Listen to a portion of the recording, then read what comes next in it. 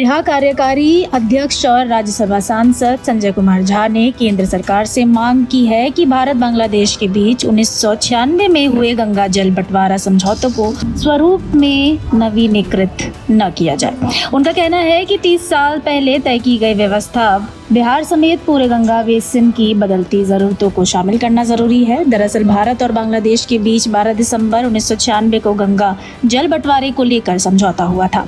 यह समझौता फरक्का बैराज पर गंगा के पानी के बंटवारे से संबंधित है और इसकी अवधि 30 साल तय की गई थी, यानी 12 दिसंबर 2026 को इसकी अवधि पूरी हो रही है। समझौते के तहत हर साल 1 जनवरी से 31 मई के बीच कम प्रवाह वाले मौसम में पानी का बंटवारा तय फॉर्मूले के आधार पर किया जाता है। इसकी निगरानी दोनों देशों की संयुक्त समिति करती है।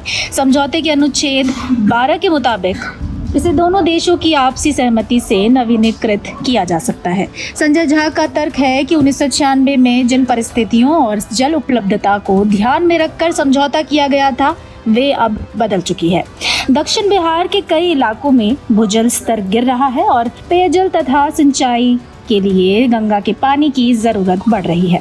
उन्होंने राज्यसभा में बिहार समेत गंगा बेसिन पर निर्भर राज्यों की वर्ष 2050 तक की जल जरूरतों का वैज्ञानिक आकलन कराने की मांग की है। संजय झा के मुताबिक बिहार को भविष्य की जरूरतें पूरी करने के लिए करीब 2000 क्यूसेक अतिरिक्त पानी की आवश्यकता होगी।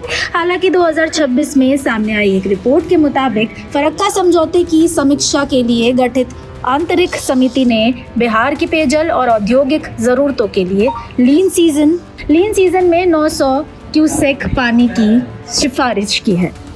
यानी बिहार की जरूरत को लेकर अलग अलग आंकड़े सामने आए हैं और व्यापक अध्ययन की जरूरत बनी हुई है। भूगोलविद प्रोफेसर आरबी सिंह के मुताबिक फरक्का बैराज का निर्माण मुख्य रूप से कोलकाता पोर्ट और हुगली नदी में पर्याप्त जल प्रवाह बनाए रखने के उद्देश्य से किया गया था। हालांकि बिहार में यह तर्क दिया जाता है कि 1996 के समझौते के बाद राज्य के दीर्घकालीन जल हितों को पर्याप्त महत्व नहीं मिला। यहाँ ये भी समझना जरूरी है कि फरक्का समझौता सीधे बिहार को पानी आवंटित करने वाली संधि नहीं है। यह फरक्का पर भारत और बांग्लादेश के बीच गंगा जल के बंटवारे की व्यवस्था तय करता है। इसलिए बिहार का सवाल व्यापक नदी बेसिन प्रबंधन और जल सुरक्षा से जुड़ा है। बिहार की चुनौती दोहरी है।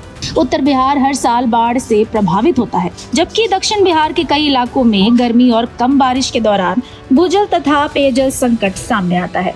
राज्य में फरक्का पर गाद जमा होने, गंगा के प्रवाह और जल प्रबंधन को लेकर भी सवाल उठते रहे हैं। अब 12 दिसंबर 2026 की समय सीमा नजदीक आने के साथ फरक्का समझौते का भविष्य महत्वपूर्ण हो गया है। फरवरी 2026 में केंद्र ने लोकसभा में बताया था कि नवीनीकरण को लेकर दोनों देशों के बीच औपचारिक बातचीत अभी शुरू नहीं हुई है। बाद में पानी के प्रवाह और जमीनी स्थिति के तकनीकी आकलन की प्रक्रिया शुरू होने की रिपोर्ट सामने आई। ऐसे में संजय झा की मांग सिर्फ बिहार की राजनीति का मुद्दा नहीं रह गई है। यह भारत बांग्लादेश संबंधों, गंगा जल बंटवारों और बदलती जलवायु के बीच भविष्य की जल सुरक्षा से भी जुड़ा है। अब सबसे बड़ा सवाल यही है कि केंद्र सरकार 2050 तक की जरूरतों को ध्यान में रखते हुए बिहार की मांग को नई जल व्यवस्था की बातचीत में कितना महत्व देती है। फिलहाल इस जानकारी में इतना ही। ऐसी तमाम खबरों के लिए देखते रहिए भारत एक्सप्रेस।